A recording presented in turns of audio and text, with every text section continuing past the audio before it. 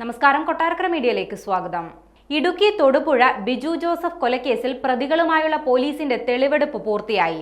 ഒന്നാം പ്രതി ജോമോൻ, രണ്ടാം പ്രതി ആഷിഖ്, മൂന്നാം പ്രതി മുഹമ്മദ് അസ്ലം എന്നിവരെ ജോമോന്റെ വീട്ടിലെത്തിച്ച് തെളിവെടുപ്പ് നടത്തി. ബിജുവിനെ മർദ്ദിച്ച് കൊലപ്പെടുത്തിയ ശേഷം മൃതദേഹം ജോമോന്റെ വീട്ടിൽ എത്തിച്ചിരുന്നു. തുടർന്ന് മരണം ഉറപ്പാക്കിയ ശേഷം മൃതദേഹം അടുത്തുള്ള ഗോഡൌണിൽ തള്ളുകയായിരുന്നു. തെളിവെടുപ്പിനിടെ വീട്ടിൽ നിന്നും രക്തക്കറ കണ്ടെത്തി. തറയിലും ഭിത്തിയിലുമാണ് രക്തക്കറ കണ്ടത്. മുടിയുടെ അവശിഷ്ടങ്ങളും കണ്ടെത്തിയിട്ടുണ്ട്. വീടിനുള്ളിലെ ഒരു മുറിക്കുള്ളിലായിരുന്നു ബിജുവിനെ കിടത്തിയിരുന്നത്.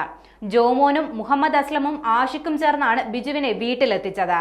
മരിച്ചെന്നുറപ്പായപ്പോൾ കേസിലെ നാലാം പ്രതിയായ ജോമിനെയും വിളിച്ചു വരുത്തുകയായിരുന്നു. 4 പേരും ചേർന്നാണ് ബിജുവിന്റെ മൃതദേഹം ഗോഡൌണിലേക്ക് മാറ്റിയത്.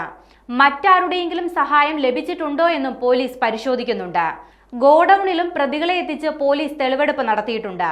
സംഭവ സമയത്ത് പ്രതികൾ ധരിച്ചിരുന്ന വസ്ത്രങ്ങളും ഇടിവളകളും പോലീസ് കണ്ടെടുത്തു. സംഭവ സ്ഥലത്തു നിന്നും കണ്ടെത്തിയ ഇടിവളകൾ ജോമോന്റെയും മുഹമ്മദ് അസ്ലമിന്റെയുമാണ്. കൊല്ലപ്പെട്ട ബിജുവിന്റെ വർക്ക്ഷോപ്പിലും ഷൂലേസ് വാങ്ങിയ കടയിലും പ്രതികളെ എത്തിച്ച് തെളിവെടുപ്പ് നടത്തി. കഴിഞ്ഞ വ്യാഴാഴ്ചയാണ് ബിജുവിനെ തട്ടിക്കൊണ്ടുപോയത്.